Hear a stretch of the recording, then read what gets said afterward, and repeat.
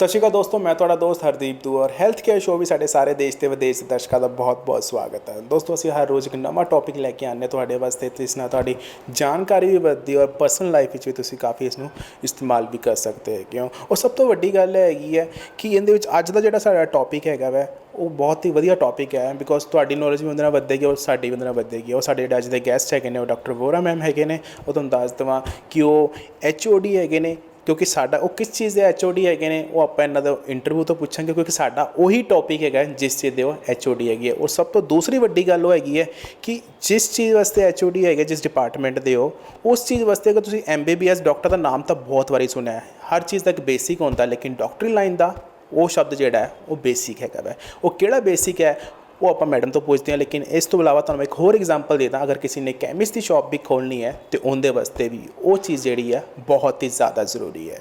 ਉਹ ਕਿਹੜੀ ਚੀਜ਼ ਆ, ਉਹ ਕਿਹੜਾ ਸ਼ਬਦ ਹੈ, ਆਪਾਂ ਮੈਮ ਤੋਂ ਜਾਣਦੇ ਹਾਂ, ਡਾਕਟਰ ਵੋਹਰਾ ਤੋਂ, ਜੋ ਕਿ ਅੱਜ ਸਾਡੇ ਗੈਸਟ ਹੈਗੇ ਨੇ। ਸਤਿ ਸ਼੍ਰੀ ਅਕਾਲ ਮੈਮ। ਸਤਿ ਸ਼੍ਰੀ ਅਕਾਲ ਜੀ।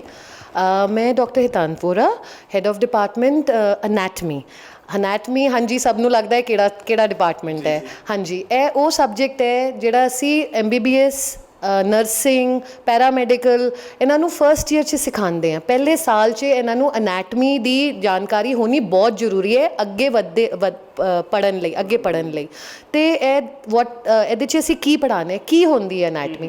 ਅਨੈਟਮੀ ਹੁੰਦੀ ਹੈ ਸਟਰਕਚਰ, ਹਿਊਮਨ ਬੋਡੀ, ਜਿਹੜੀ ਸਾਡੀ ਬੋਡੀ ਹੈ ਇਹਦਾ ਸਟਰਕਚਰ ਕੀ ਹੈ, ਇੱਥੇ ਜਿਹੜੇ ਔਰਗਨਸ ਨੇ ਉਹ ਕਿੱਥੇ ਪਏ ਨੇ, ਉਹਨਾਂ ਦੇ ਰਿਲੇਸ਼ਨਸ ਕੀ ਨੇ, ਉਹਨਾਂ ਦੀ ਇੰਪੋਰਟੈਂਸ ਕੀ ਹੈ, ਗਰੋ ਕਿਵੇਂ ਕਰਦਾ ਹੈ ਫਰੋਮ 1 ਸੈੱਲ ਸਟੇਜ। ਪੂਰਾ ਜਿਹੜਾ ਬੇਬੀ ਹੁਣ ਬਣਦਾ ਹੈ ਉਹ ਸਾਰਾ ਅਸੀਂ ਪੜ੍ਹਾਉਂਦੇ ਹਾਂ ਬੱਚਿਆਂ ਨੂੰ। ਉੱਥੇ ਨਹੀਂ, ਅਸੀਂ ਉਹਨਾਂ ਨੂੰ ਉਹ ਵੀ ਦੱਸਦੇ ਕਿ ਜਦੋਂ ਬਣਦਾ ਹੈ ਉਹਦੇ 'ਚ ਕੀ ਗਲਤ ਹੋ ਸਕਦਾ ਹੈ, ਕਿਉਂਕਿ ਅੱਗੇ ਜਾ ਕੇ ਬੱਚਿਆਂ ਨੇ ਉਹੀ ਦੇਖਣਾ ਹੈ ਜਦੋਂ ਉਹ ਡਾਕਟਰੀ ਫੀਲਡ 'ਤੇ ਜਾਂਦੇ ਹੈ।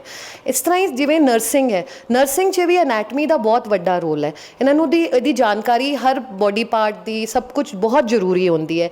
ਨਾਲੇ ਜਿੰਨੇ ਪੈਰਾਮੈਡੀਕਲ ਨੇ ਉਹਨਾਂ ਨੂੰ ਵੀ ਇਹਦੀ ਜਾਣਕਾਰੀ ਇਸ ਸਬਜੈਕਟ ਦੀ ਬਹੁਤ ਜ਼ਰੂਰੀ ਹੈ।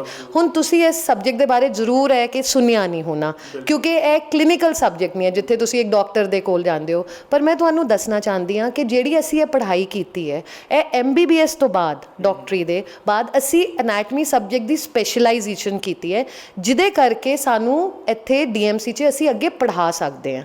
ਸਿਰਫ ਅਸੀਂ ਜਿਹੜਾ ਨੇ ਇਹ ਸਬਜੈਕਟ ਪੜ੍ਹਿਆ ਹੁੰਦਾ ਹੈ, ਜਿਹਦੇ ਉਹਨੇ ਪੋਸਟ ਗ੍ਰੈਜੂਏਸ਼ਨ ਕੀਤੀ ਹੁੰਦੀ ਹੈ, ਉਹੀ ਅੱਗੇ ਪੜ੍ਹਾ ਸਕਦੇ ਨੇ। ਇਹ ਰੂਲਸ ਸਾਡੀ ਜਿਹੜੀ ਮੈਡੀਕਲ ਕਾਊਂਸਲ ਆਫ ਇੰਡੀਆ ਹੈ ਉਹਨਾਂ ਨੇ ਸੈੱਟ ਕੀਤੇ ਹੋਏ ਆ ਰੂਲਸ। ਇਹਦੇ ਵਿੱਚ ਬਹੁਤ ਜ਼ਿਆਦਾ ਮੈਮ ਈਜ਼ੀ ਵੀ ਹੋ ਜਾਂਦਾ ਡਾਕਟਰਸ ਨੂੰ, ਅਗਰ ਤੁਹਾਨੂੰ ਬੇਸਿਕ ਹੀ ਨੌਲੇਜ ਹੈਗੀ ਸਭ ਤੋਂ ਪਹਿਲਾਂ ਬੋਡੀ ਦੀ, ਤਾਂ ਬਹੁਤ ਈਜ਼ੀਲੀ ਤੁਹਾਨੂੰ ਕੋਈ ਵੀ ਚੀਜ਼ ਆ ਮਿਲ ਜਾਂਦੀ ਹੈਗੀ, ਜੋ ਕਿ ਸਾਡੇ ਵਾਸਤੇ ਲੱਭਣੀ ਵੀ ਬਹੁਤ ਔਖੀ ਹੈ। ਬਿਲਕੁਲ ਜੀ, ਇਹ ਬਹੁਤ ਜ਼ਰੂਰੀ ਹੈ। ਜਿਹੜੇ ਸਰਜਨਸ ਨੇ, ਮੈਡੀਸਨ ਵਾਲੇ, ਤੁਸੀਂ ਜਿਨ੍ਹਾਂ ਕੋਲ ਵੀ ਜਾਓਗੇ ਅੱਗੇ ਉਹਨਾਂ ਨੂੰ ਪੁੱਛੋਗੇ ਤੇ ਉਹ ਜ਼ਰੂਰ ਦੱਸਣਗੇ ਕਿ ਅਨੈਟਮੀ ਦੇ ਬਗੈਰ ਅਸੀਂ ਇਹ ਚੀਜ਼ਾਂ ਸਾਨੂੰ ਬਹੁਤ ਮੁਸ਼ਕਿਲ ਹੋ ਜਾਂਦੀਆਂ ਸਮਝਣਾ। ਇਹ ਸਾਨੂੰ ਪੜ੍ਹਨਾ ਪੈਂਦਾ ਹੈ। ਜਿਵੇਂ ਤੁਸੀਂ ਕਿਸੇ ਸਰਜਨ ਕੋਲ ਜਾਂਦੇ ਹੋ, ਉਹ ਕਹਿੰਦੇ ਕਈ ਵਾਰੀ ਜਦੋਂ ਅਸੀਂ ਆਪਰੇਸ਼ਨ ਕਰਨ ਤੋਂ ਪਹਿਲਾਂ ਇਹ ਸਬਜੈਕਟ, ਉਸ ਏਰੀਆ ਦੀ ਅਨੈਟਮੀ ਅਸੀਂ ਬਾਰ-ਬਾਰ ਪੜ੍ਹਦੇ ਨੇ, ਸੋ ਦੈਟ ਜਦੋਂ ਸਾਡੀ ਸਰਜਰੀ ਕਰ ਰਹੇ ਹਾਂ ਸਾਨੂੰ ਸਭ ਕੁਝ ਦੁਬਾਰਾ ਪਤਾ ਲੱਗੇ। ਅਤੇ ਇਹ ਸਬਜੈਕਟ ਇੱਥੇ ਹੀ ਨਹੀਂ ਖਤਮ ਹੋ ਜਾਂਦਾ ਪਹਿਲੇ ਸਾਲ 'ਚ, ਇਹ ਤਾਂ ਲਾਈਫ ਲੌਂਗ ਚੱਲਦਾ ਹੈ ਜੀ ਡਾਕਟਰ ਨਾਲ। ਓਕੇ, ਯਾਨੀ ਕਿ ਅਗਰ ਕੋਈ ਵੀ ਡਾਕਟਰ ਲਾਈਨ ਦੀ ਸ਼ੁਰੂਆਤ ਕਰਦਾ ਹੈਗਾ ਤਾਂ ਉਸਨੂੰ ਇਹ ਸਬਜੈਕਟ ਕਰਨਾ ਬਹੁਤ ਜੀ, ਮੈਡੀਕਲ ਹੋਏ, ਜਿਹੜਾ ਡਾਕਟਰ ਹੈ, ਜਿਹੜਾ ਨਰਸਿੰਗ ਹੈ, ਜਿਹੜੇ ਟੈਕਨੀਕਲ ਸਟਾਫ ਨੇ, ਇਹਨਾਂ ਨੂੰ ਵੀ ਅਨੈਟਮੀ ਦੀ ਨੌਲੇਜ ਬਹੁਤ ਜ਼ਰੂਰੀ ਹੈ। ਉਹ ਤਕਰੀਬਨ ਕਿੰਨੇ ਸਾਲ ਦੀ ਹੈ ਸਟੱਡੀ? ਹਾਂਜੀ, ਇਹ ਡਿਪੈਂਡ ਹੈ। ਸਾਡੀ 13 ਮੰਥ ਦਾ ਕੋਰਸ ਹੈ ਇੱਥੇ। ਹਾਂਜੀ, ਅਤੇ ਨਰਸਿੰਗ ਦਾ 1 ਸਾਲ ਦਾ ਹੈ, ਪੈਰਾਮੈਡੀਕਲ ਦਾ ਵੀ 1 ਸਾਲ ਦਾ ਹੈ। ਅਤੇ ਉਹਦੇ 'ਚ ਇਹ ਪੜ੍ਹਦੇ ਨੇ ਪੂਰੀ ਅਨੈਟਮੀ, ਪੂਰੀ ਬੋਡੀ, ਉੱਪਰ ਟੌਪ ਜਿਵੇਂ ਕਹਿੰਦੇ ਨਾ, ਸਿਰ ਤੋਂ ਲੈ ਕੇ ਪੈਰ ਤੱਕ ਸਾਰਾ ਇੱਕ ਸੈੱਲ ਪੜ੍ਹਨਾ ਪੈਂਦਾ ਹੈ ਉਹਨਾਂ ਨੂੰ। ਉਹ ਇਹ ਸਿਰਫ ਉਹਨਾਂ ਨੇ ਹੀ ਕਰਨਾ ਹੁੰਦਾ ਜਿਹੜੇ ਡਾਕਟਰ ਬਣ ਸਕਦੇ, ਜਾਂ ਵੈਸੇ ਵੀ ਅਗਰ ਕਿਸੇ ਨੇ ਨੌਲੇਜ ਵਾਸਤੇ ਕਰਨਾ ਹੋਵੇ? ਨਹੀਂ, ਨੌਲੇਜ ਲਈ ਤਾਂ ਦੇਖੋ ਜੀ, ਨੌਲੇਜ ਤਾਂ ਸਭ ਲਈ ਇੰਪੋਰਟੈਂਟ ਹੈ, ਬਟ ਵੈਸੇ ਸਾਡੇ ਲਈ ਜ਼ਿਆਦਾ ਜ਼ਰੂਰੀ ਹੈ। ਹਾਂ, ਸਾਡੇ ਡਾਕਟਰਸ ਲਈ ਤਾਂ ਇੰਪੋਰਟੈਂਟ ਹੈ। ਹਾਂਜੀ, ਬਹੁਤ ਇੰਪੋਰਟੈਂਟ ਹੈ, ਉਹਨਾਂ ਨੇ ਹੀ ਟਰੀਟ ਕਰਨਾ ਹੈ ਅੱਗੇ ਜਾ ਕੇ। ਹਾਂਜੀ, ਠੀਕ ਹੈ। ਸੋ ਜਾਂਦੇ ਸਾਡੇ ਦੇਸ਼ ਵਿਦੇਸ਼ ਦੇ ਦਰਸ਼ਕਾਂ ਨੂੰ ਕੀ ਕਹਿਣਾ ਚਾਹੋਗੇ?